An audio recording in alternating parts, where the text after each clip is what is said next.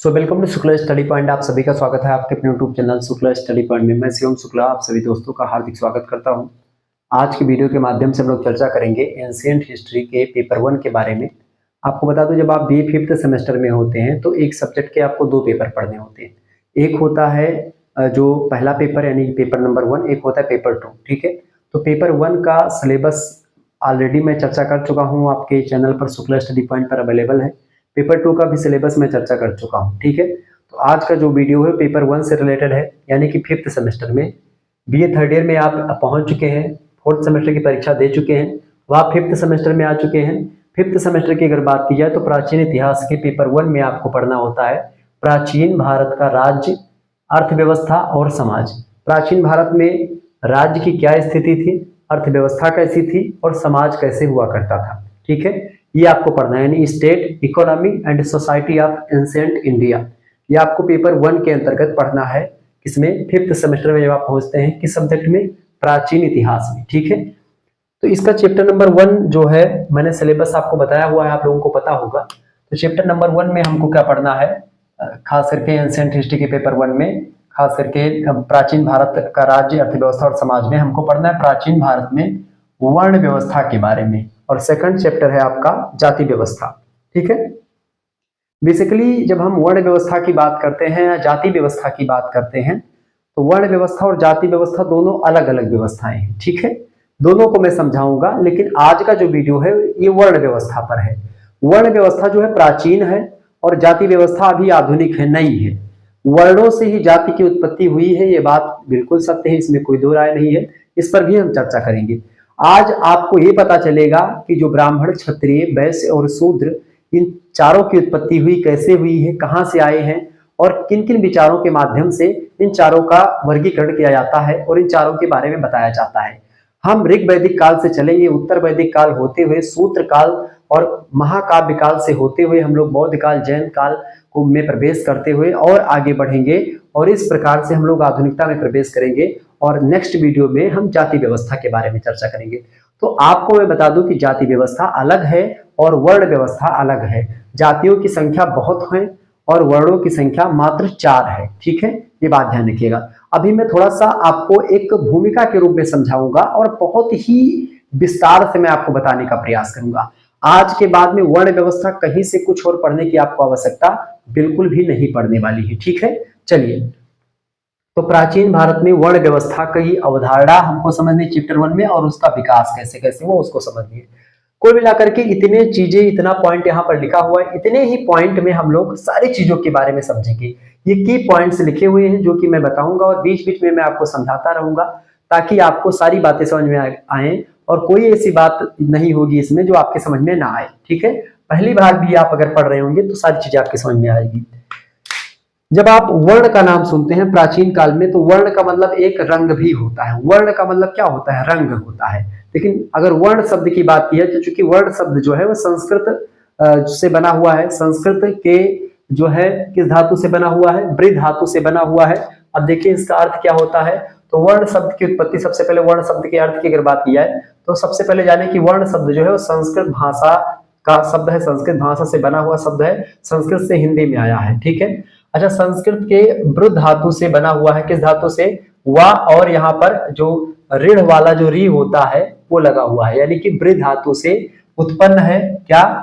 वर्ण जो बना हुआ है वो वृ धातु से बना हुआ है, जिसका मतलब क्या होता है? वर्ण करना। वर्ण मतलब क्या होता है? अपनाना।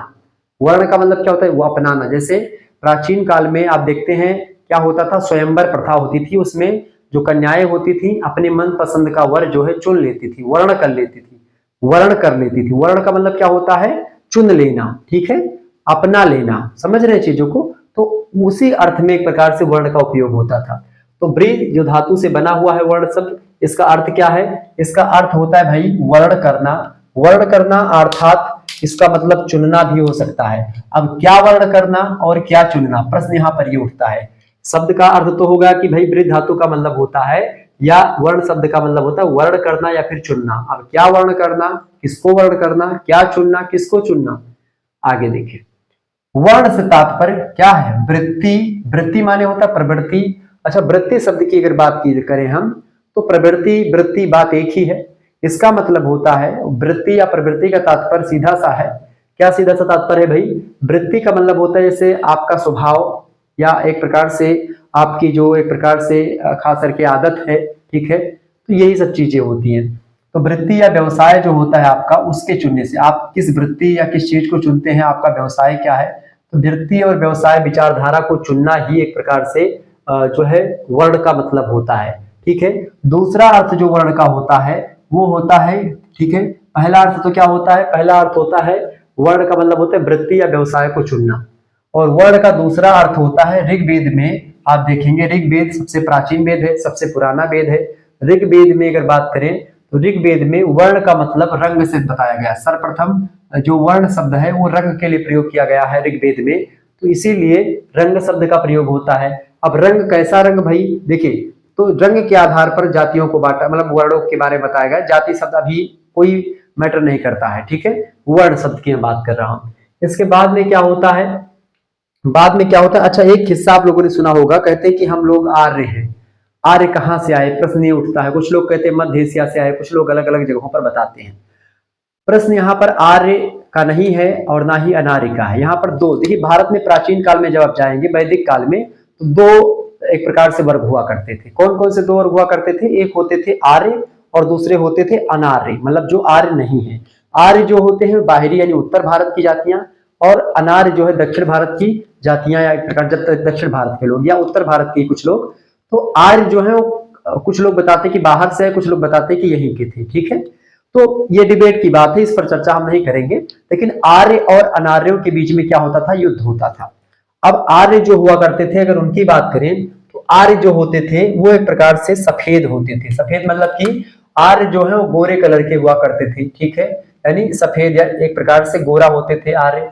और जो अनार्य हुआ करते थे वो एक प्रकार से दास या दस्य हुआ करते थे, ये बात ध्यान रखिएगा। कृष्ण वर्ण के हुआ करते थे, मतलब सॉरी, अनार्य जो होते थे वो कृष्ण यानी काले रंग के हुआ करते थे, ठीक है। किस रंग के होते थे भाई? काले रंग के होते थे। तो यहाँ पर ऋग्वेद में क्या मतलब है, मतलब कि वर्ण का रंग से, ठीक है। अब रंग कैसा, तो जो आर्य होते थे वो सफेद कलर के यानी श्वेत कलर के होते थे, और जो अनार्य होते थे वो काले हुआ करते थे, ठीक है।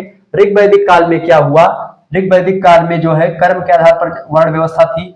सूत्र काल में क्या हुआ, जन्म पर आधारित हो जाती है, और इसके परिणाम स्वरूप जाति व्यवस्था की नींव पड़ जाती है।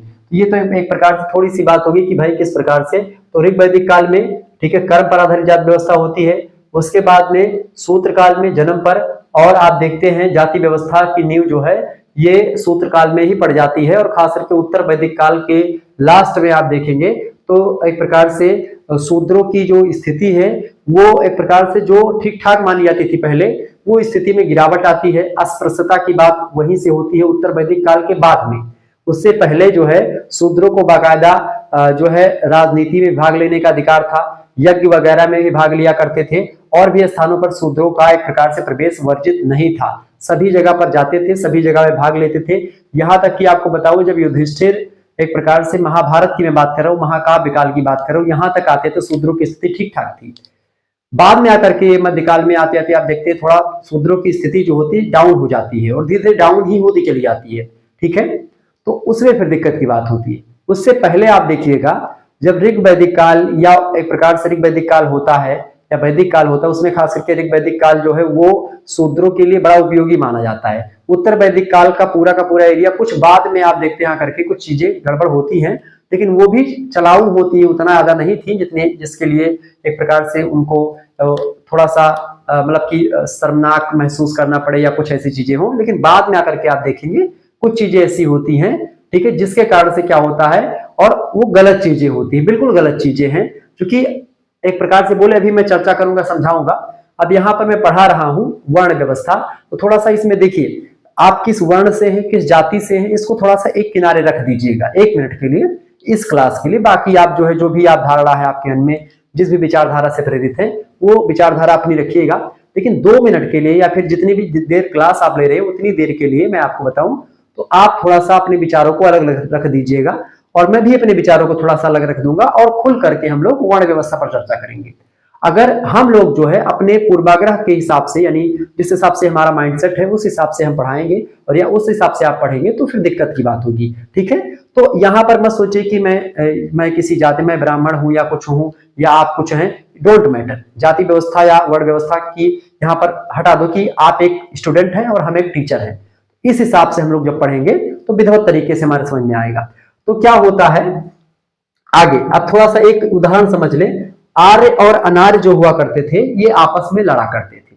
आर्य और अनार्य जो हुआ करते थे भैया, यानी आर्य जो आर्य हैं और अनार्य मतलब जो आर्य नहीं है, ठीक है। आर्य श्वेत वर्ण के होते थे और अनार्य जो होते थे काले वर्ण के हुआ करते थे, और अनार्यों की स्थिति दास्यों जैसी हुआ करती थी। क्योंकि दास्य कब बन गए, जब युद्ध हुआ दोनों के बीच में। किसमें युद्ध हुआ, आर्यों और अनार्यों के बीच में युद्ध होता है, और युद्ध में जो होता है आर्य विजयी होते हैं, अनार्य पराजित होते हैं, और अनार्यों पर अधिकार हो जाता है किसका, आर्यों का।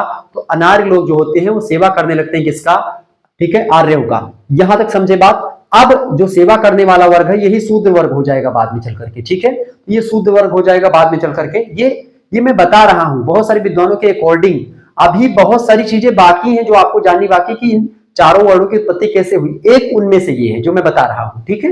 तो ऐसा हुआ होगा, ऐसा विद्वान लोग या इतिहासकार लोग बताते हैं, ठीक है। तो इसमें क्या हुआ कि हुआ क्या ऐसा कुछ कि जो आर्य लोग हुआ करते थे इसमें 3 वर्ण थे। आर्यों के 3 वर्ण थे, सफेद वर्ण में भी 3 वर्ण हुआ करते थे, ठीक है। अब इसमें 3 वर्ण में पहले वर्ण में होते थे ब्राह्मण लोग, ठीक है। ब्राह्मण लोगों का काम होता था देव पूजा करवाते थे, यज्ञ वगैरह दान देना हुआ, ठीक है। ये सब दान लेना देना, ये सब यज्ञ पूजा पाठ कर्म कांड करवाना, ये सब एक प्रकार से आर्य में वर्ग में जो होते थे ब्राह्मण लोग, मतलब जो ये लोग करते थे देव पूजा यज्ञ वगैरह, ये ब्राह्मण कहलाए। और जो योद्धा वर्ग होता था, सूरवीर होते थे, वो लोग एक प्रकार से क्षत्रिय कहलाते हैं, ठीक है। युद्ध वगैरह करते, रक्षा करते हैं। और एक होता था विश्व वर्ग। विश्व वर्ग की अगर बात करें तो ये पशुपालन और कृषि किया करता था, तो ये वैश्य वर्ग हुआ करता था। तो जब आर्यों और अनार्यों के बीच में क्या हुई भाई, फाइट हुई, तो आर्य लोग जो होते हैं वो विजयी होते हैं, अनार्य लोग जो होते हैं वो हार जाते हैं। अब ऐसी स्थिति में इन एक चारों का यानी ब्राह्मण, क्षत्रिय और वैश्य, इन तीनों का अधिकार किस पर हो जाता है, किस पर हो जाता है भाई, शूद्रों पर हो जाता है। और उत्तर वैदिक काल तक आते आते आप देखते हैं उत्तर वैदिक काल में ये जो अनार्य होते हैं शूद्र बन जाते हैं, कुल मिलाकर के शूद्र का रूप धारण हो जाता है इनका, मतलब शूद्र कहे जाने लगते हैं। तो ब्राह्मण, क्षत्रिय, वैश्य और शूद्र, ये 4 वर्ण ही है कुल मिलाकर। कितने वर्ण है भाई, 4 वर्णों की बात कही गई है, और ये एक प्रकार से हो जाता है। तो इसीलिए आप देखते हैं शूद्रों को एक प्रकार से सेवा करनी पड़ती किसकी, वैश्य, क्षत्रिय और ब्राह्मण की। वैश्य, क्षत्रिय और ब्राह्मण तीनों को संयुक्त रूप से द्विज कहा जाता है। द्विज का मतलब होता है जो यज्ञोपवीत धारण करता है उसको द्विज कहते हैं। यज्ञोपवीत क्या होता है, जनेऊ जिसको आप कहते हैं। जनेऊ आपने अगर जानते होंगे, अगर आप ब्राह्मण के घर से होंगे तो खास करके क्षत्रिय वाले, क्षत्रिय लोग और ब्राह्मण लोग ज्यादा जनेऊ पहनते हैं। वैश्य लोग भी अब बंद कर दिए पहनना, क्षत्रिय भी बहुत सारे बंद कर दिए हैं, लेकिन ब्राह्मण लोग अभी भी जनेऊ पहनते हैं, ठीक है। जब भी ब्राह्मणों यहाँ के यहाँ पूजा होती है, आप शादी के एक दिन पहले आप देखते हैं बहुत सारे लोग जनेऊ करवा देते हैं, लेकिन जनेऊ का वो विधान नहीं शादी के एक दिन पहले करवाना, ठीक है। ब्राह्मणों में जनेऊ आज भी होती है। जनेऊ जो होता है वो पवित्र करता है व्यक्ति को, और जनेऊ जब व्यक्ति पहनता है तो उसका दोबारा से जन्म होता है। जनेऊ पहनने से पहले व्यक्ति शूद्र ही होता है, जन्म जायते शूद्रः, ठीक है। जन्म से हर व्यक्ति शूद्र ही होता है, और कर्म करने के बाद में कर्म उसका अच्छा होता है, उसी कर्म के अकॉर्डिंग वो व्यक्ति जो होता है अपने उच्च कर्मों के हिसाब से वो ब्राह्मण, क्षत्रिय, वैश्य और शूद्र रह जाता है, ठीक है। ये बात समझिए। तो जो लोगों ने यज्ञोपवीत को धारण किया वो लोग, उनका पुनर्जन्म होता है। पहले 4 वर्ण शूद्र ही होते हैं। जब यज्ञोपवीत, ये मैं धारणा बता रहा हूं जो है वेदों में या एक प्रकार से सूत्रों में बताई गई है, ठीक है। तो जब तक व्यक्ति यज्ञोपवीत नहीं धारण करता है तब तक वो व्यक्ति द्विज नहीं माना जाता है। द्विज का अर्थ होता है कि दोबारा से जन्म लेना, ठीक है। द्विज मतलब ब्राह्मण, क्षत्रिय, वैश्य, ये 3 लोग द्विज के अंतर्गत आते हैं। द्विजों की सेवा करना ही शूद्रों का काम हुआ करता था, ठीक है। ये बात ध्यान रखेंगे। अच्छा, द्विज जो होते थे वो यज्ञोपवीत जब धारण करते थे, ब्राह्मण लोग 8 वर्ष पर, क्षत्रिय लोग एक प्रकार से 10 से 12 वर्ष पर, ठीक है, और वैश्य लोग 12 से 14 वर्ष के बीच में जनेऊ यानी यज्ञोपवीत पहना करते थे। ये प्रावधान था। बिना यज्ञोपवीत के वेद को स्पर्श भी आप नहीं कर सकते थे, और यही कारण है कि शूद्रों को वेद वगैरह पढ़ने से वंचित रखा गया, क्योंकि शूद्र लोगों को यज्ञोपवीत धारण करने का भी अधिकार नहीं हुआ करता था। तो ये स्थिति थी। जो व्यक्ति यज्ञोपवीत धारण करता था, चाहे वो ब्राह्मण हो, अगर यज्ञोपवीत नहीं धारण किया तो उसको वेद छूने का अधिकार नहीं है, ठीक है। जैसे आज की मैं बात करूं तो आज मेरा यज्ञोपवीत नहीं हुआ, मैं ब्राह्मण कुल में पैदा हुआ हूं, और कर्म से भी मैं ब्राह्मण हूं और जन्म से भी ब्राह्मण हूं। हालांकि मैं कर्म में ज्यादा विश्वास रखता हूं और जन्म में थोड़ा कम विश्वास रखता हूं, लेकिन फिर भी आप देखिएगा चूंकि मेरी यज्ञोपवीत नहीं हुई है, चूंकि यज्ञोपवीत के जो प्रचलन है, जो संस्कार है, यज्ञोपवीत एक संस्कार होता है, तो वो संस्कार अब नहीं रहा, मतलब रहा लेकिन अब बहुत सारे कम लोग करते हैं, विवाह के बाद होगा। तो अभी मैं पूजा पाठ करवाने जाता जरूर हूं, लेकिन मैं वेदों को स्पर्श नहीं करता हूं, वेद मैंने आज तक छुआ भी नहीं है। जो सोर्सेस मिले हैं हमको किताबों के माध्यम से, गूगल के माध्यम से या अलग अलग स्थानों के माध्यम से, उसके बारे में मैंने वेद के बारे में थोड़ी बहुत जानकारी अध्ययन करी है, ठीक है। लेकिन मैंने किताब वेद की आज तक छुई भी नहीं है, क्योंकि सभी लोग यही कहते हैं, चाहे पिताजी की बात करें, दादाजी की बात करें, गांव के जितने भी लोग हैं, वो जब कहते हैं कि भाई आप अभी अधिकारी नहीं हो इसके छूने के, और मैं नहीं छूता हूं, क्योंकि अब जो भाई लोग रीति है, जो लोग बताते हैं उसको फॉलो करना पड़ता है, तो वो मेरा व्यक्तिगत मैटर है, ठीक है।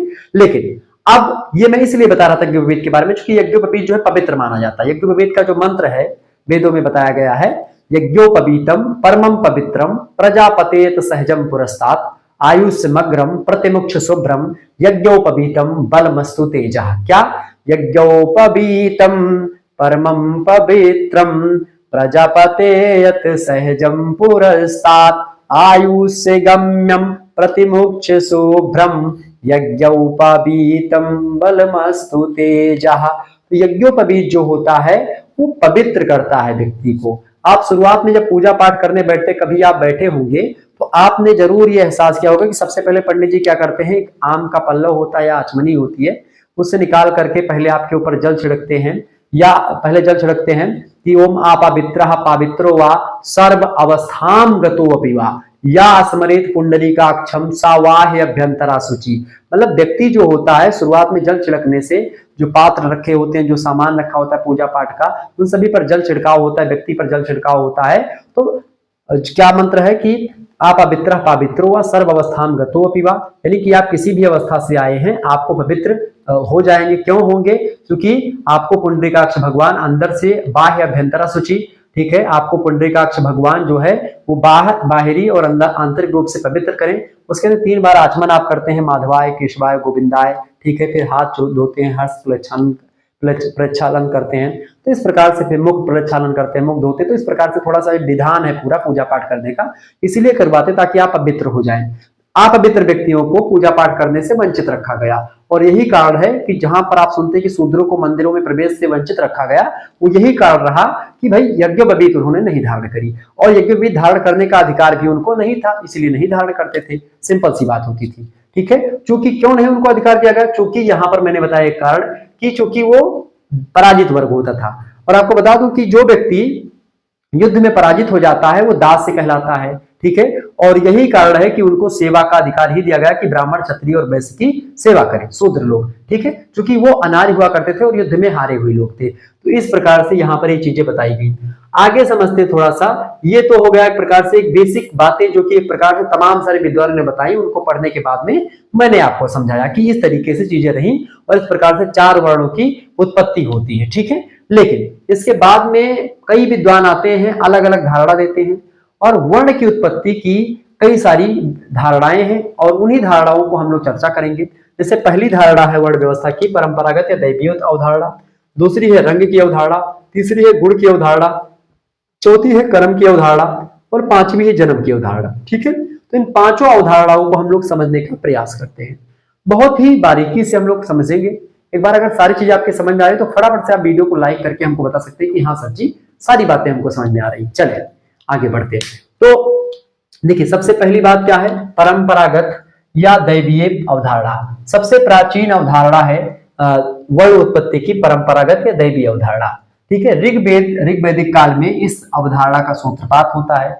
ऋग्वैदिक काल में सबसे पहले वर्ण व्यवस्था के बारे में बताया जाता है। ऋग्वेद सबसे पुराना वेद है, ठीक है। ऋग्वेदों में सारे मंत्र वर्णित है। जो मंत्र आप लोग पढ़ते हैं, स्वस्ति वाचन जब पूजा पाठ करवाया जाता तो पढ़ा जाता है, स्वस्ति न इंद्रो विधस्रवाः, स्वस्ति न पूषा विश्ववेदाः, स्वस्ति नस्तारिक्षौ अरिष्टनेमिः, स्वस्ति नो बृहस्पतिर्दधातुः, प्रगदस्वः मर्तः प्रसन्नमात्रः, शुभं यावबानो वित्थेषु जगमयः, अग्निर्जिह्वा मनवा सूर्यचक्षसो विश्वे नो देवः अवसागमन्नीहं भद्रं कर्णे भीष्णुयाम देवः भद्रं पुष्यमाच्छभियत्र जन्त्रः स्थिरैरङ्गैस्तुष्टवः गुङ्गसस्तनुः बिभर्षेमहि देवहितं यद्दायुः शतमिन्नु शरदो भवन्ति देवः यत्रा न सचरकाजस्तनूनाम पुत्रासो यत्र पितरो भवन्ति मानो मध्यारिः रिक्तायुगर्गन्तः अदितिर्धौरदिरन्तरिक्षामिः मदितिर्मातः सपितः सपुत्रः विश्वे देवः आदित्यपंचजनः आदित्यर्जातमादित्यर्जातनित्यं ब्रह्म दीर्घायु तवाय वालाय वर्चसे सुप्रजापति सवाय यथो जीव सरस्वतम। ठीक है, इसके बाद में आप शांति पाठ भी जानते होंगे।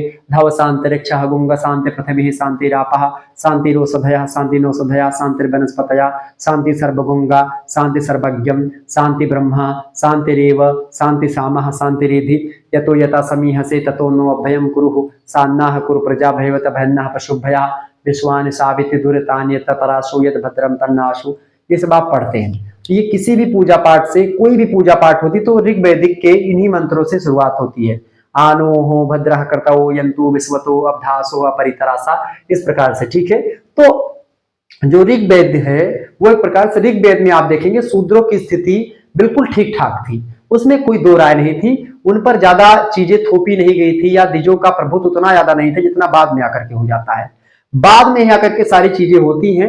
और चूंकि ऋग वैदिक काल की अगर बात की है तो ऋग वैदिक काल में परंपरागत दैवीय अवधारणा दी गई। इसको लेकर के एक श्लोक प्रचलित है जो है ब्राह्मणों को लेकर के, कि मतलब ब्राह्मण और क्षत्रिय और इसके बारे में, कि एक जो है विराट पुरुष है, उसी विराट पुरुष के मुखमंडल से ब्राह्मणों की उत्पत्ति, उसकी भुजाओं से क्षत्रियों की उत्पत्ति, उसके जंघों से वैश्य की उत्पत्ति, या कहीं कहीं पर पेट भी मिलता है। ठीक है, लेकिन जंघों से उत्पत्ति वैश्यों की और पैरों से उत्पत्ति शूद्रों की बताई जाती है। श्लोक क्या है? श्लोक जो है ऋग्वेद का जो आपका 10वां मंडल है, चूंकि ऋग्वेद में 10 मंडल हैं और उसी 10 मंडल में से 10वें मंडल में जो पुरुष सूक्त है, उस पुरुष सूक्त में एक श्लोक लिखा गया है। वह श्लोक सबसे पहले वर्ण व्यवस्था का कैटेगराइजेशन करता है, वर्ण व्यवस्था को बांटता है।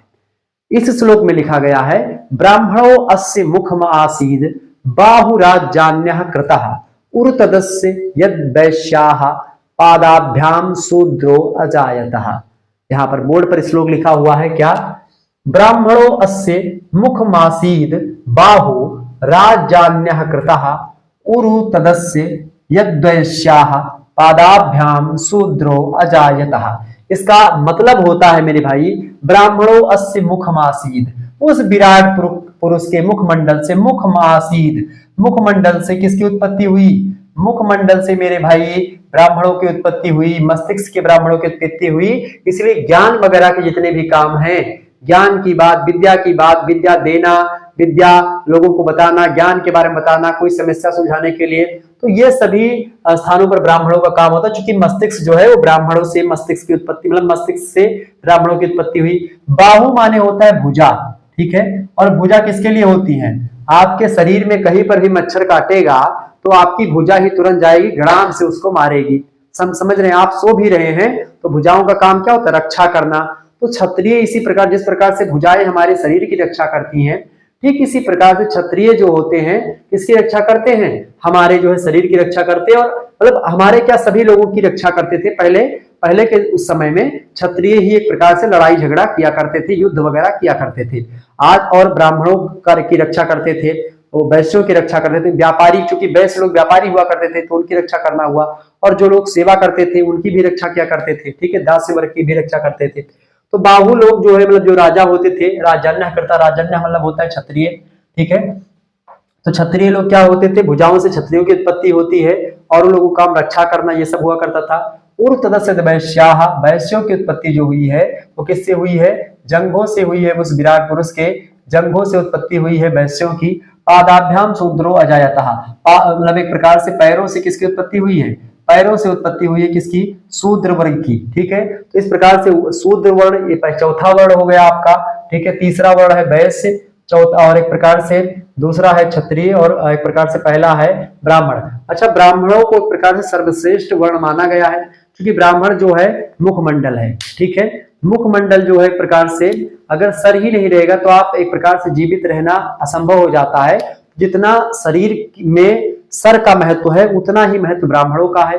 जितना महत्व एक प्रकार से भुजाओं का है शरीर में, उतना महत्व क्षत्रियों का है, जितना महत्व जंघों का है उतना महत्व एक प्रकार से वैश्यों का है, और जितना महत्व पैरों का है उतना महत्व ही किसका है, उतना महत्व शूद्रों का है। इस प्रकार से पैरों का बहुत महत्व है। आज आप किसी दूसरे के अगर पैर छूते हैं तो क्या होता है, आप अगर कहेंगे कि पैर जो है क्षुद्र हैं, अस्पृश्यता की बात करेंगे, तो फिर आप पैर ही क्यों छूते हैं, ये भी प्रश्न चिन्ह खड़ा होता है। तो कहीं ना कहीं पे जो चीजें हुई हैं वो कुछ चीजें जो हैं ऐसी बनाई गई जो एक प्रकार से थोपी गई लोगों पर कि भाई इसको आपको मानना पड़ेगा, चूंकि हमने आप पर विजय प्राप्त करी थी तो इसीलिए थोपते थे लोग। तो वही थोपने की प्रक्रिया में धीरे धीरे क्या हुआ, जो प्रक्रिया पहले कर्म पर आधारित थी वो जन्म पर आधारित हो जाती है, और इस प्रकार से भाई जो ब्राह्मण के घर में पैदा हुआ ब्राह्मण हो गया, जो क्षत्रिय के घर में पैदा हुआ क्षत्रिय, जो वैश्य के वैश्य, और जो शूद्र के घर में पैदा हुआ शूद्र वो कहलाया। तो इस प्रकार से जो व्यवस्था पहले कर्म पर आधारित थी, क्योंकि आप गीता में देखेंगे महाभारत का जो भीष्म पर्व है उसमें गीता भगवान श्री कृष्ण ने अपने मुखार बिंदु से कही है, अर्जुन को सुनाया है। भगवान श्री कृष्ण जो है युद्ध वंशी थे, ठीक है, और अर्जुन जो थे वो क्षत्रिय वंशी थे, ठीक है, चंद्रवंशी राजाओं में उनका नाम आता है। तो चंद्रवंशी राजा थे और यदुवंश के थे भगवान श्री कृष्ण। तो भगवान श्री कृष्ण जो है वो बताते हैं अर्जुन को, क्या बताते हैं कि एक श्लोक है, आप लोगों ने अगर जाना होगा उस श्लोक के बारे में, मैं आपको बता दूं, चातुर्वर्णम मया सृष्टम गुण कर्म विभागसः तस्य कर्तारमपि माम विद्वय कर्ता मव्ययम। ठीक है, यानी जो एक प्रकार से श्री कृष्ण भगवान ने कहा कि चारों वर्णों का कर्ता और विनाशक कौन है, मैं ही हूं, और ये सारी चीजें जो है उसके कर्म पर आधारित होती, कर्म पर डिपेंड है, क्योंकि गीता जो है वो कर्मवाद की बात करता है। ठीक है, और महाकाव्य काल की ही पुस्तक है महाभारत, समझ रहे हैं, महर्षि वेदव्यास ने लिखा है उसको, और वेदव्यास किस वर्ण के थे, वो शूद्र वर्ण के ही व्यक्ति थे। महर्षि वेदव्यास जो है किसके गर्भ से हुए थे, माता के आप पुत्र होते हैं, पिता के आप अंश होते हैं। ठीक है, समझ रहे हैं इस बात को, आप माता के पुत्र होते हैं, कौशल्या नंदन होता है, कौशल्या नंदन आप समय हमेशा देखते हैं, सीता राम हमेशा आपको लिखा मिलता है, राधे श्याम। हमारे धर्म में आप देखते हैं स्त्रियों की स्थिति उच्च मानी गई, इसलिए उच्च मानी गई है चूंकि हम माता की संतानें होते हैं, माता से उत्पन्न होते हैं, पिता से उत्पन्न नहीं होते, पिता के अंश मात्र हम होते हैं। ठीक है, ये बात ध्यान रखेंगे, तो इसीलिए सारी चीजें बताएंगी। तो ये एक प्रकार से हो गया परंपरागत दैवीय अवधारणा जो कि सबसे प्राचीन है, जिसमें इस प्रकार से अच्छा वैश्यों का काम क्या होता था, व्यापार करना, वाणिज्य करना, ये सब काम होता था, शूद्रों का काम इन तीनों की सेवा करना। ठीक है, ये होता था। दूसरी अवधारणा है रंग की अवधारणा। रंग की अवधारणा की अगर बात की जाए तो रंग मतलब कि कलर। ठीक है, अब देखिए महाभारत में भृगु ऋषि का नाम आप लोगों ने सुना होगा। भृगु ऋषि वही ऋषि है जो ब्रह्मा विष्णु महेश को, तीनों देवताओं को, जो बड़े देवता हैं हिंदू धर्म के, सनातन धर्म के, उन तीनों देवताओं को लात से अपने मारा था। ठीक है, किसने, भृगु ने। क्योंकि भृगु जो है शुरुआत में पहले बताते कि ब्राह्मणों की उत्पत्ति पहले होती है, फिर इसके बाद में कथा प्रचलित है, शायद मैंने इसको पुराणों से पढ़ा है, तो उसमें कथा प्रचलित है कि जब भृगु जी क्या होते हैं, जब भृगु जी तपस्या कर रहे होते तो उस समय कुछ चांडाल लोग या कुछ लोग ऐसे थे या कुछ जानवर ऐसे थे जो कि एक प्रकार से उनको तपस्या में बाधा डाल रहे थे, तो बार बार कहते कि क्षत्रियों की उत्पत्ति करो, क्षत्रियों को बनाओ, इस प्रकार से ब्रह्मा विष्णु महेश से गुहार लगा रहे थे।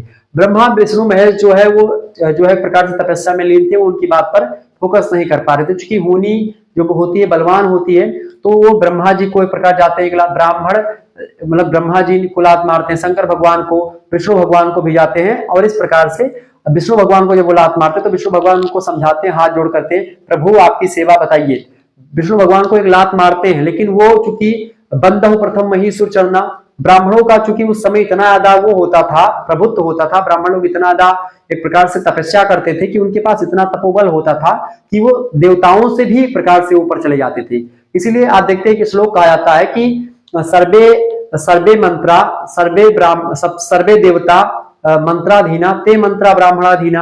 ठीक है, यहाँ पर ब्राह्मणों की बड़ाई नहीं कर रहा हूं, वो समय की स्थिति बता रहा हूं। ठीक है, ये मत सोचेगा कि जो है मैं शुक्ला हूं, शिवम शुक्ला हूं, तो मैं आपको ये बता रहा हूं, ऐसी कोई बात नहीं है। ठीक है, तो वो चीजें हैं। और आप देखते हैं गोस्वामी तुलसीदास जी भी एक प्रकार से लिखते हैं कि बंधो प्रथम महीसुर चरना, क्योंकि उस समय की स्थिति ही कुछ ऐसी थी कि ब्राह्मणों का उच्च स्थान था और बहुत ही उच्च देवताओं के समकालीन स्थान था। जन्मेजय जब नाग यज्ञ करवाता है तो वो एक प्रकार से इंद्र के सिंहासन समेत जब आवाहन बोल देते हैं जो है ब्राह्मण लोग, तो उनका सिंहासन जो है वहां से चला आने लगता है और वहां पर एक प्रकार से हवन कुंड में जाने लगता है। तो वो चीज है वहां पर। तो वही है महाराज भृगु जो कि एक प्रकार से ब्राह्मण ही हरि को पग मारे, ये आपने लाइन सुनी होगी कहीं पर। तो वो ब्राह्मण जो है वो महाराज भृगु थे। भृगु ऋषि की बात की जाए तो महाभारत में वो कहते हैं, उन्होंने बताया सबसे पहले कि ब्रह्मा ने ब्राह्मणों की उत्पत्ति करी और उसके बाद में इन्हीं भृगु ने क्षत्रियों के बारे में बताया, मतलब क्षत्रियों की उत्पत्ति और वैश्य और शूद्रों की उत्पत्ति बाद में जो है होती गई। ठीक है, इनके आधार पर तो ब्राह्मणों की उत्पत्ति पहले हुई, उसके बाद में फिर क्षत्रिय, फिर वैश्य, फिर शूद्र। अच्छा, इसमें कलर की बात कब होती है? कलर की बात होती है इसमें देखें, जो ब्राह्मण लोग होते थे वो सफेद कलर के होते थे, यानी कि श्वेत होते थे। क्षत्रिय थोड़ा सा लोहित होते थे। जो श्वेत वर्ण है वो एक प्रकार से ज्ञान की बात करता है। ठीक है, श्वेत प्रकाश जो होता है वो थोड़ा सा उज्जवल भविष्य की बात करता है। कि क्षत्रिय जो होता है लोहित, यानी लाल रंग जो होता है प्रकार से त्याग का या बलिदान का प्रतीक होता है। ठीक है, जो लाल रंग होता है, और लोहित रंग एक प्रकार से खून का भी रंग लाल होता है। इस प्रकार से लड़ने भिड़ने का काम जो होता था क्षत्रिय लोग किया करते थे। वैश्यों की बात की है तो पीत वस्त्र, क्योंकि आप देखते हैं पीत का मतलब यहाँ पर सुवर्ण से लगाया जाता है, सोने से। तो पीत वस्त्र जो होता है मतलब पीत यानी पीले कलर के हुआ करते थे शूद्र लोग। मतलब वैश्य लोग पीले कलर के होते थे, थोड़ा सा पीला टाइप का इनका शरीर हुआ करता था। लोहित यानी लाल कलर होता था क्षत्रियों का। ठीक है, श्वेत यानी सफेद होता था ब्राह्मणों का, और आसित यानी कि शूद्रों का वर्ग जो होता था, मतलब कि जो कलर वो काला हुआ करता था। ठीक है, तो इस प्रकार से इन चारों की उत्पत्ति कलर के हिसाब से भी ब्राह्मण लोग ज्ञान और सफेद कलर होता था, और सफेद कलर का सीधा सा मतलब होता है ज्ञान से। ठीक है, ठीक है, समझ रहे चीजों को। वैश्य लोहित, क्षत्रिय बलिदान त्याग की बात, वैश्य पीत वस्त्र सुवर्ण यानी व्यापार की बात होती है, धन वगैरह की बात, आसित यानी कि काले कलर की बात। ठीक है, शूद्र वर्ग। तो इस प्रकार से एक श्लोक भी फेमस है, एक श्लोक है, और ये श्लोक जो है महाभारत के शांति पर्व में लिखा गया है। ठीक है, श्लोक क्या है? ब्राह्मणा नाम सितो वर्णा, ब्राह्मणा नाम सितो वर्णा, सितो वर्णा का मतलब कि श्वेत वर्ण। ठीक है, तो ब्राह्मणा नाम सितो वर्णा, क्षत्रिया नाम तो लोहिता, क्षत्रिय लोहित होते हैं यानी लाल। ठीक है, ब्राह्मणा नाम सितो वर्णा सफेद यानी श्वेत, वैश्य नाम पीतको वर्णा, ये पीत मतलब पीले, और शूद्रा नाम सितस्तथा, ये एक प्रकार से आसित वर्ण के होते हैं यानी कि काले। तो एक प्रकार से ये था ब्राह्मण, क्षत्रिय और शूद्र, और मतलब वैश्य और शूद्र का एक प्रकार से कलर। ब्राह्मण लोग सफेद, क्षत्रिय लोग लाल कलर के, वैश्य लोग पीले कलर के, और जो शूद्र लोग होते थे वो काले कलर के हुआ करते थे। ये एक प्रकार से रंग की अवधारणा को लेकर के वैश्य, शूद्र और ब्राह्मण, क्षत्रिय की बात कही गई है। ये श्लोक महाभारत के शांति पर्व में 188 जो है अध्याय के लगभग 5वें श्लोक में शायद बताया गया है बात। ठीक है, तो ये एक प्रकार से क्या है, ये श्लोक में सारी चीजें बताई गई है। ठीक है, ब्राह्मणा नाम सितो वर्णा, क्षत्रिया नाम तो लोहिता, वैश्या नाम पीतको वर्णा, शूद्रा नाम सितस्तथा। ठीक है, ध्यान रखिए इस बात को। तो ये हो गया भाई रंग की अवधारणा। इसके बाद में अगली अवधारणा आती है गुण की अवधारणा। ठीक है, गुण यानी प्रॉपर्टीज। ठीक है, मनु को आप लोग जानते हो कि मनुस्मृति आप लोग पढ़े, मतलब कि जानते हो कि मनुस्मृति जो कि the Hindu code of laws भी कहा जाता है उसको। तो मनु ने 3 प्रकार के गुण बताए हैं। कौन कौन से? एक होता सत्वगुण जो कि ज्ञान का प्रतीक है, एक होता रजगुण जो कि द्वेष का प्रतीक है, एक होता तमगुण जो अज्ञान का प्रतीक है। तो ब्राह्मण लोग जो होते थे जो सत्वगुण को धारण करते थे वो ब्राह्मण हुआ करते थे, जो रजोगुण को धारण करते थे वो क्षत्रिय हुआ करते थे। अच्छा, सत्वगुण में ज्ञान यानी ब्राह्मण ज्ञान की बात करता था। रजोगुण में एक प्रकार से द्वेष की बात होती है।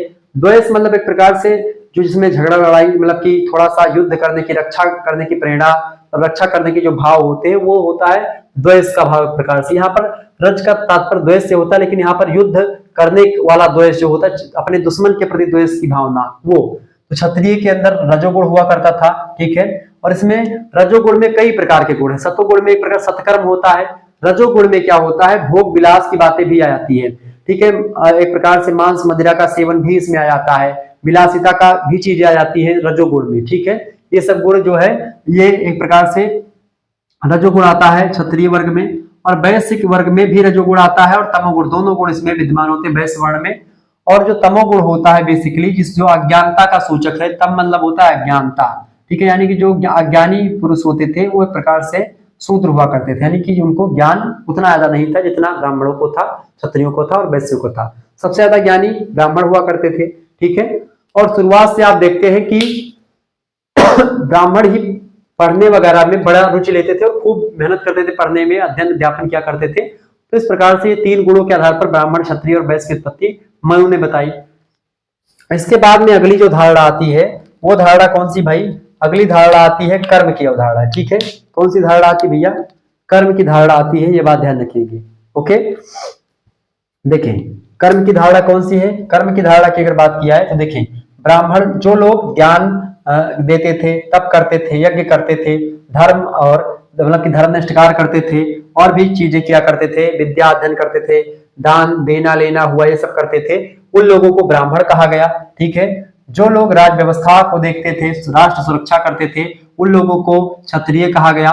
जो लोग पशुपालन और व्यापार किया करते थे, आर्थिक धनोपार्जन किया करते थे, उन लोगों को वैश्य कहा गया। ये कर्म के अकॉर्डिंग है। ठीक है, और एक प्रकार से जो लोग द्विजों की सेवा करते थे उनको शूद्र कहा गया। द्विजों मतलब क्या होता है, वैश्य, क्षत्रिय और ब्राह्मण, इनको संयुक्त रूप से इन तीनों को द्विज कहा जाता है। क्योंकि द्विज इसलिए कहते हैं क्योंकि इनका दोबारा जन्म होता है। कब, जब ये एक दो विविध धारण करते हैं। जनेऊ धारण करने के बाद में व्यक्ति का दूसरा जन्म होता है, और उसके बाद में विद्याध्ययन संस्कार यानी विद्यारंभ संस्कार यज्ञोपवीत धारण से ही प्रारंभ होता है। क्लियर, यज्ञोपवीत एक संस्कार होता है 16 संस्कारों में से। क्लियर, 16 हम लोग संस्कारों को भी पढ़ेंगे। ठीक है, और भी चीजों को आपको पढ़ना पड़ेगा, ये सारी चीजें मैं आपको समझाऊंगा।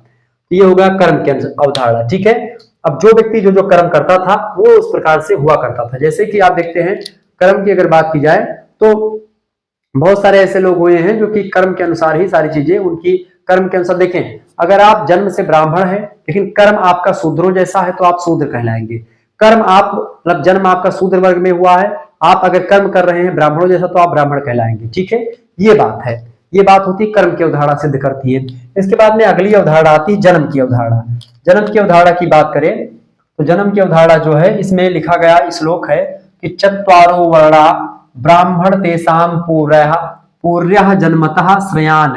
मतलब एक प्रकार से चत्वारो वर्णा ब्राह्मण तेसाम पूर्यः जन्मतः श्रेयान, मतलब जो ब्राह्मण होता है।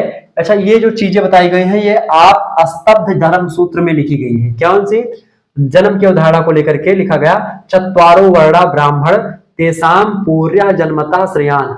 चारों वर्णों में जो ब्राह्मण है वो सबसे श्रेष्ठ है, क्योंकि उसका जन्म ब्राह्मण कुल में हुआ है।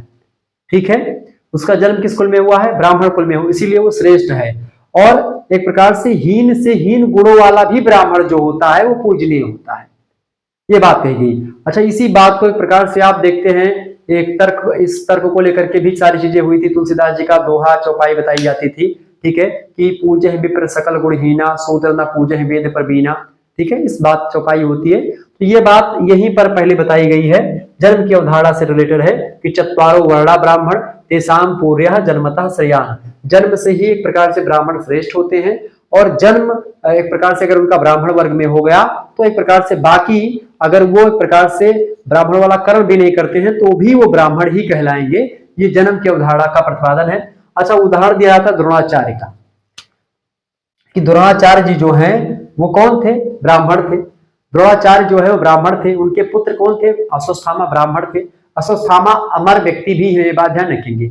अश्वत्थामा जो है वो 5 चिरंजीवियों में से एक है। अश्वत्थामा अमर कौन कौन है जान लीजिए आज, अश्वत्थामा और इसके अलावा अश्वत्थामा और एक और थे कृपाचार्य, 2 हो गए, हनुमान जी 3, बलि हो गए 4, और एक व्यक्ति और थे जो अमर थे। ठीक है, युधिष्ठिर या और कोई शायद थे जो अमर थे। ठीक है, तो इस प्रकार से 5 लोगों के अमर, बलि, व्यास, अश्वत्थामा, ठीक है, ये सब अमर थे। तो द्रोणाचार्य जो थे वो कौन थे, ब्राह्मण थे, लेकिन कर्म क्या था, क्षत्रियों का।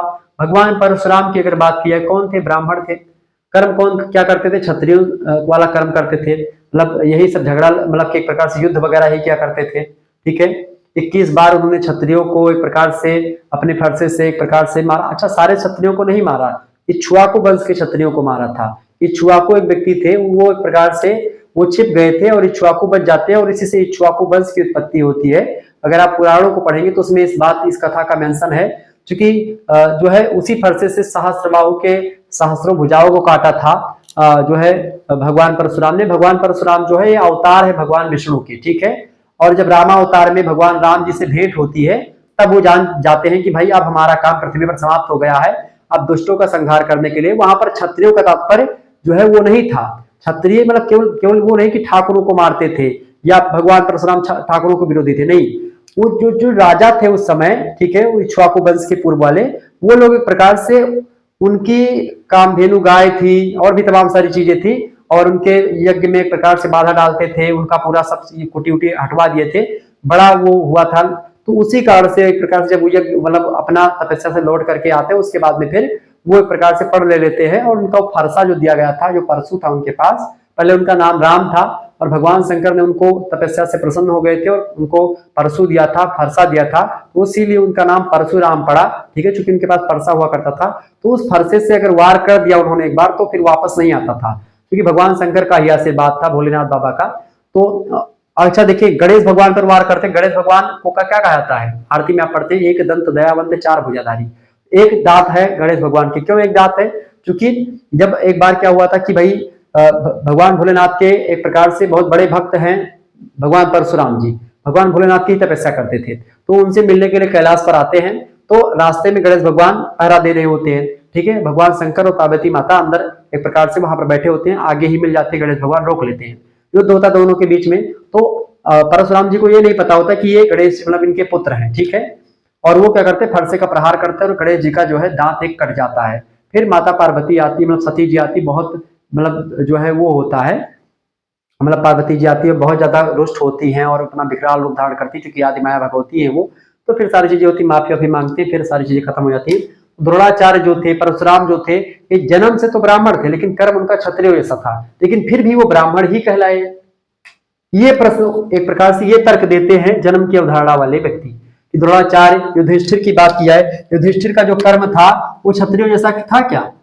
युधिष्ठिर तो धर्मराज थे, वो धर्म की बात करते थे। युधिष्ठिर लड़ने का ज्यादा, केवल भाला चलाना युधिष्ठिर को आता था। अगर युधिष्ठिर को अकेले लड़ना पड़ता तो किसी से जीतने के एक प्रकार से लिए उतना ज्यादा तत्पर नहीं थे। युधिष्ठिर के अंदर क्षत्रियों के अंकार कम थे, ब्राह्मणों के अंकार ज्यादा थे, लेकिन वो क्षत्रिय ही कहलाए। ये जो है जन्म की अवधारणा वाले विचारक का मतलब की जो व्यक्ति हैं वो बताते हैं। द्रोणाचार्य, युधिष्ठिर, ये लोग एक प्रकार से, द्रोणाचार्य जन्म से ब्राह्मण थे लेकिन कर्म क्षत्रियों वाले थे, युधिष्ठिर जन्म से क्षत्रिय थे लेकिन कर्म उनके ब्राह्मणों वाले थे। तो इसी प्रकार से और भी उदाहरण आपको मिल सकते हैं। ठीक है, पहले ब्राह्मण लोग ही शिक्षा देते थे, अस्त्र शस्त्रों की शिक्षा भी ब्राह्मण ही सिखाते थे क्षत्रियों को।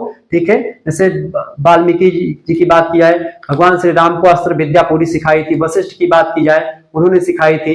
ठीक है, तो इसी प्रकार से ये लोग सिखाया करते थे। तो इसी प्रकार से भगवान परशुराम ने 3 लोगों को शिक्षा दी थी, एक भीष्म पितामह को, ठीक है, और एक द्रोणाचार्य को, और एक अंगराज कर्ण को। 3 लोगों को शिक्षा दी थी, और इन 3 लोगों का टक्कर दुनिया में कोई लेने वाला था नहीं। अर्जुन भी कर्ण के सामने जब आते थे तो भगवान श्री कृष्ण जो है आगे बैठे रहते थे, इसलिए वो बच जाते थे। अर्जुन एक प्रकार से, अर्जुन के अंदर उतनी सामर्थ्य नहीं थी वो कि वो कर्ण का सामना कर पाते अकेले बिना कृष्ण भगवान के। ठीक है, ये बात ध्यान रखेंगे। तो इस प्रकार से ये चीजें हुई, ये जन्म की अवधारणा के बारे में बताया गया। आगे देखिए, कुल मिलाकर के महाकाव्यों के समय क्या होता है, 5वीं शताब्दी ईसा पूर्व तक वर्ण व्यवस्था जो होती है उसका आधार जन्म हो जाता है। पहले कर्म था, लेकिन महाकाव्य के समय में यानी 5वीं शताब्दी ईसा पूर्व में ये आधार जो होता है जन्म होता है। इससे पहले कर्म के अकॉर्डिंग सारी चीजें हुआ करती थी। जो व्यक्ति जैसा कर्म करता था उसी के हिसाब से उसका वर्ण फिक्स होता था कि भाई ये फलाने वर्ण का है। ठीक है, ब्राह्मण वाले कर्म तो आप ब्राह्मण, क्षत्रिय वाले कर्म तो आपके क्षत्रिय, वैश्य वाले कर्म करते थे तो वैश्य, और शूद्र वाले कर्म होते थे तो शूद्र कहा जाता था। ठीक है, क्या हुआ फिर कालांतर में, क्या हुआ, वर्णों के स्थान पर अनेक जातियों का विकास हुआ और उन जातियों से उपजातियां बनती चली गई, और इस प्रकार से आज जाति व्यवस्था फैली है। जाति व्यवस्था के बारे में हम लोग चर्चा करेंगे नेक्स्ट वीडियो में, लेकिन तो वर्ण व्यवस्था के बाद में ही जाति व्यवस्था बाद में आती है। ठीक है, कुछ की पॉइंट्स आपको समझने चाहिए जो कि आपके लिए इंपॉर्टेंट है। देखिए, ऋग्वेद में क्या है, ऋग्वेद में एक जगह पर एक ऋषि हैं, वो कहते हैं कि मैं कवि हूं, मेरा पिता वैद्य है और माता अन्न पीसती है, यानी कि एक प्रकार से गेहूं पीसती है, अन्न पीसती है। ठीक है, तो मैं कवि हूं, मेरा पिता वैद्य है और माता अगर अन्न पीसती है। देखिए, तीनों का कर्म जो है अलग अलग है। ये बात बताते हैं कौन, ऋग्वेद में एक ऋषि कहते हैं। और गीता में भगवान श्री कृष्ण कहते हैं कि स्वयं मैं चारों वर्णों का कर्ता और विनाशक हूं। ये बात भगवान श्री कृष्ण कहते हैं। कर्म के अनुसार ही एक प्रकार से वर्णों का विभाजन गीता भी स्वीकार मतलब की बताती है। ठीक है, ये बात ध्यान रखेंगे। और खास करके आप देखिएगा, आगे देखेंगे, पुराणों में ब्रह्मा की जगह विष्णु भगवान को वर्ण व्यवस्था का जनक बताया जाता है। ये बात भी ध्यान रखेंगे। उत्तर वैदिक काल में ब्राह्मण, क्षत्रिय और वैश्य की पहचान के लिए यज्ञोपवीत यानी जनेऊ का भी मतलब विज्ञान मतलब विधान किया गया। जनेऊ का विधान किया गया। जनेऊ लोग जो पहनते थे वो द्विज कहलाते थे। जो जनेऊ नहीं पहनते थे वे शूद्र कहलाते थे। ठीक है, तो शूद्र जो है जनेऊ, एक प्रकार से जनेऊ का अधिकार उनको नहीं था, शूद्र जनेऊ नहीं धारण किया करते थे, मतलब उनको अधिकार ही नहीं था, ऐसा लिख दीजिए, शूद्र को जनेऊ का अधिकार नहीं था। ठीक है, ये अधिकार नहीं था। लेकिन फिर भी आप देखते हैं जब युधिष्ठिर जो है वो करते हैं, युधिष्ठिर जब इंद्रप्रस्थ में एक प्रकार से यज्ञ, राजसूय यज्ञ करते हैं तो शूद्रों को उसमें महत्व देते, शूद्रों को भी स्थान देते, शूद्रों को भी बुलाते हैं वो अपने सभा में। ठीक है, तो यानी राजनीतिक मामलों में महाभारत काल में भी शूद्रों की स्थिति ठीक ठाक मानी जाती है। उसके बाद में आकर के आप देखते हैं थोड़ी सी स्थिति जो है वो बीच में गड़बड़ाती है और उसके बाद में फिर एक बैग इतनी ज्यादा गड़बड़ा जाती है कि फिर एक प्रकार से शूद्रों की स्थिति एकदम से दयनीय हो जाती है और शूद्रों के बारे में अलग अलग चीजें बताई जाती है कि भाई शूद्र जो है अपवित्र माने जाते हैं, वो अगर छू लेते हैं तो एक प्रकार से व्यक्ति एक प्रकार से अपवित्र हो जाता है। इस प्रकार की धारणा बनती चली जाती है और वो धारणा एक प्रकार से बड़ी प्रबल धारणा बन जाती है। छुआछूत जैसी बहुत मतलब बहुत बेकार चीज जो है समाज में फैल जाती है। बाद में आकर के अब संविधान लागू होता है और उसके बाद में छुआछूत का अंत होता है। अनुच्छेद 17 अस्पृश्यता का अंत करता है, भारतीय संविधान का मौलिक अधिकार है आपका। ठीक है, तो इस प्रकार सारी चीजें होती हैं। ठीक है, गौतम सूत्र में ब्राह्मणों को 6 प्रकार के दंडों से छुटकारा भी मिलता है। जो ब्राह्मण होते थे, क्योंकि ब्राह्मण लोग एक प्रकार से ज्ञान देते थे और सत्कर्म किया करते थे, इसीलिए ब्राह्मणों को छूट दी गई थी कि शारीरिक यातना ब्राह्मणों को नहीं देनी चाहिए। दूसरी बात, कारागार नहीं मिलेगा, कारागार में ब्राह्मण को नहीं रखा जाएगा, ब्राह्मण पर किसी प्रकार का कोई जुर्माना नहीं रखा जाएगा, देश से निष्कासन नहीं किया जाएगा ब्राह्मणों का, क्योंकि अगर देश से निष्कासन ब्राह्मणों का कर देंगे, आप देखते ब्राह्मणों का निष्कासन किया था किसने, घनानंद ने किया था, चाणक्य को बाहर निकाल दिया था, कितनी जबरदस्त खोपड़ी चाणक्य की, पूरा तहस नहस कर दिया, नंद वंश साम्राज्य खत्म कर दिया। चंद्रगुप्त मौर्य एक बालक को उठाया और कितना बड़ा बना दिया और मौर्य साम्राज्य, अखंड भारत की कल्पना करके मौर्य साम्राज्य एक प्रकार से उसका प्रणेता बना दिया चंद्रगुप्त मौर्य को। आप देखिए, तो वो है चाणक्य। तो इसी प्रकार जुर्माना और देश से निकालना नहीं चाहिए कभी भी ब्राह्मणों को, उस समय की बात थी। ठीक है, आज की बात नहीं कर रहा हूं। इसके अलावा ब्राह्मणों का अपमान नहीं करना चाहिए। अच्छा, अपमान और देश निकालना दोनों काम कर दिया था किसने, घनानंद ने। मृत्युदंड कभी ब्राह्मणों को नहीं दिया था। तो इन सभी कार्यों से, इन सभी दंडों से छुटकारा मिला था किसको, ब्राह्मणों को। अलबरूनी जो है वो वैश्यों की गणना शूद्रों में करता है कि वो वैश्यों को वैश्य नहीं मानता है, वो शूद्र ही बता देता है और 3 वर्णों की बात करता है। अलबरूनी एक प्रकार से यात्री था ये। वैश्यों को बुद्ध काल में गहपति की उपाधि मिलती है। ठीक है, तो गहपति किसको कहते हैं, बुद्ध काल में वैश्यों को कहते हैं। अच्छा, बुद्ध काल में आते आते क्या हुआ है, शूद्रों की उत्पत्ति, मतलब शूद्रों की स्थिति जो होती है थोड़ी सी ठीक होती है, थोड़ी सी ठीक होती है शूद्रों की उत्पत्ति। बाकी फिर भी दिक्कत होती है, मतलब वैश्यों में भी फिर कटगरी होने लगती है, मतलब उसमें क्या बोलते हैं, शूद्र वर्ग में भी बुद्ध काल में आते आते कुछ स्थिति में सुधार आता है। फिर क्या होता है, फिर दिक्कतें आ जाती हैं बीच में। बुद्ध जो बौद्ध धर्म को अपनाते हैं उनमें भी दिक्कतें आती हैं, उनमें भी ऊंच नीच की बात होने लगती है। तो इस प्रकार से क्या होता है, फिर कई जातियां बनती, शूद्रों में कई जातियां बढ़ जाती हैं, वैश्यों में कई जातियां बढ़ती हैं। ठीक है, क्षत्रियों में कई जातियां, कोई जो है कोई उच्च कुल का ब्राह्मण, कोई निम्न कुल का ब्राह्मण है, इस प्रकार से बातें होने लगती हैं। ये सब एक प्रकार से जाति व्यवस्था बढ़ती है और इस प्रकार से पूरा समाज जो है वो बढ़ जाता है, कई धाराओं में बढ़ जाता है। ठीक है, शूद्रों में आ जाते हैं, कुछ लोग जो है शूद्र हैं जो कि उच्च वर्ण के शूद्र होते हैं, कुछ लोग निम्न वर्ण के शूद्र होते हैं। ठीक है, तो इस प्रकार से चीजें बताई जाने लगती हैं। कर्म के अनुसार ही एक प्रकार से जातियों का विस्तार फिर होने लगता है। ठीक है, जो व्यक्ति कर्म जो करते हैं उस हिसाब से उनका जाति हो जाती है। ठीक है, और एक बाद में फिर वो उनके बच्चे जो होते हैं वही कर्म करते हैं, वो भी वही कहलाते हैं। तो इस प्रकार से जन्म पर आधारित व्यवस्था होती गई और आज व्यवस्था जन्म पर ही आधारित एक प्रकार से जाति व्यवस्था भी हो गई है। ठीक है, जिस प्रकार से पहले जाति व्यवस्था कर्म पर थी और अब जन्म पर हो गई है, उसी प्रकार से पहले वर्ण व्यवस्था भी कर्म पर थी और अब मतलब बीच में आकर के जन्म पर हो जाती है और अब जो है जाति व्यवस्था समाज में फैल रही। जाति व्यवस्था के बारे में, उसके बारे में सारी चीजें मैं बताऊंगा नेक्स्ट वीडियो में, बात ध्यान रखिएगा। तो इस प्रकार से वर्णों के बारे में मैंने आपको बताया। वर्ण की अगर बात की जाए तो वर्ण जो है महाकाव्यों में वर्ण व्यवस्था का जो स्वरूप मिलता है वो वैदिक काल जैसा ही है। महाभारत के स्कंदों प्रसंगों से ज्ञात होता है कि शूद्रों के प्रति कुछ उदार दृष्टिकोण अपनाया गया था। युधिष्ठिर ने राजसूय यज्ञ के समय शूद्र प्रतिनिधियों को आमंत्रित किया था। अर्थशास्त्र में चारों वर्णों तथा उनके कर्तव्यों का निरूपण किया गया है। शासक को जनता के द्वारा वर्ण व्यवस्था का पालन करवाना परम कर्तव्य था। धर्मशास्त्रों के समय वर्ण व्यवस्था का जो स्वरूप निर्धारित होता है, बाद में वह समाज के लिए आदर्श बना रहा। वर्ण को पूर्णतः जन्मना माना गया। मनुस्मृति में वर्ण व्यवस्था के सिद्धांत का स्पष्ट उदाहरण मिलता है और गुप्त काल तक वर्ण व्यवस्था में जो है नमनीयता बनी रहती है। किंतु गुप्त काल के बाद आप देखते हैं जो है बाह्य आक्रमण होता है और उसके कारण समाज में अव्यवस्था फैल जाती है, जिससे वर्ण व्यवस्था को ठोस आधार पर प्रतिष्ठित करने के प्रयास किए जाते हैं। ठीक है। इस प्रकार से वर्णाश्रम व्यवस्था आती है। तो वर्णाश्रम में एक प्रकार से क्या होता है, अस्पृश्यता और सभी की भावना जो होती है और ज्यादा बढ़ जाती है, बाह्य आक्रमण से और ज्यादा बढ़ जाती है। और एक प्रकार से बहुत सारे समाजों में क्या होता था, लोग शूद्रों के मतलब कुआं भी अलग अलग होता था, पानी पीने का अधिकार नहीं था। बाबा साहेब भीमराव अम्बेडकर बाद में आते हैं, उस समय की बात बता रहा हूँ। बाबा साहेब भीमराव अम्बेडकर आते हैं, वो सबसे पहला आंदोलन नहीं चलाते, सबसे पहले पीने के पानी को लेकर के आंदोलन किया था भीमराव अम्बेडकर जी ने। ठीक है। तो इस प्रकार से कई सारी चीजें हुई और शूद्रों की स्थिति अब वर्तमान में ठीक ठाक है और लगभग अब वर्तमान में कानून के हिसाब से सारी चीजें चलती हैं। तो इस हिसाब से कानून के नजरिए में अनुच्छेद 14 कहता है सभी लोग समान हैं, सभी को समानता का अधिकार है। ठीक है। धर्म, जाति, लिंग, जन्म स्थान, इसके आधार पर किसी व्यक्ति में किसी प्रकार का कोई भेदभाव नहीं किया जाएगा और यही होना चाहिए। और यही एक प्रकार से संविधान भी कहता है, अनुच्छेद भी कहता है और यही एकदम से फैक्ट बात भी है कि भाई चूंकि आप भी वही हो, मैं भी वही हूं, बस आपने वो कर्म नहीं किया जो कुछ लोगों ने कर दिया। तो आप कर्म करें, आप शिक्षा ग्रहण करें, आप पढ़ें, आगे बढ़ें, यही एक प्रकार से जबरदस्त तरीका होता है। और भीमराव अम्बेडकर जी भी कहते हैं कि शिक्षा उस शेरनी का दूध है, जो पिएगा वही दहाड़ेगा। तो आज जरूरत है हमारे शूद्र वर्ग के भाइयों को शिक्षित होने की और आज शिक्षित हो रहे हैं। बड़े बड़े पदों पर हमारे शूद्र वर्ण हैं, मतलब शूद्र वर्ण के जो लोग हैं वो हैं और मैं बड़ी रिस्पेक्ट करता हूं। मैं बहुत एक प्रकार से, मुझे लोग कहते हैं कि भाई जो है बहुत सारे लोग जो है अभी भी आप देखेंगे जो ब्राह्मण लोग हैं, मतलब कि अब बुरा मत मानिएगा कोई, कि कुछ लोग ऐसे हैं जो है पंडिताई करते हैं, वो खाना नहीं खाते किसी के यहाँ पर जाकर, खुद बनाते हैं खाते हैं। लेकिन अगर आप मुझे कहें साफ सुथरा बनाएंगे तो मैं तुरंत खा लूंगा। ठीक ठाक अगर आपका खाना होगा तो मैं खा लूंगा। कोई भी मुझसे कहता है कि पंडित जी खा लीजिए, भाई बिल्कुल खाएंगे, क्यों नहीं खाएंगे भाई। ठीक ठाक बनाओ, साफ सुथरा बनाओ, ठीक है, मैं खाऊंगा। इसमें क्या लगा है, कुछ नहीं लगा। जो आप हो वही मैं हूं। आपने बस यही है कि आपने थोड़ा जो है वो चीज को नहीं पढ़ा जो मैंने पढ़ा। जो आप जानते हो मैं नहीं जानता हूं, जो मैं जानता हूं आप नहीं जानते। बस बात यही है, बाकी तो सब एक ही है ना।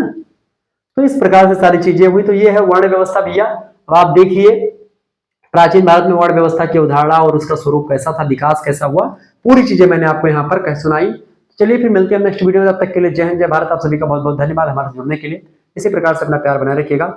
एक बार सभी लोग स्क्रीनशॉट ले लीजिएगा इसका फटाफट से, ठीक है, स्क्रीनशॉट ले लीजिए भाई सभी लोग। चलें।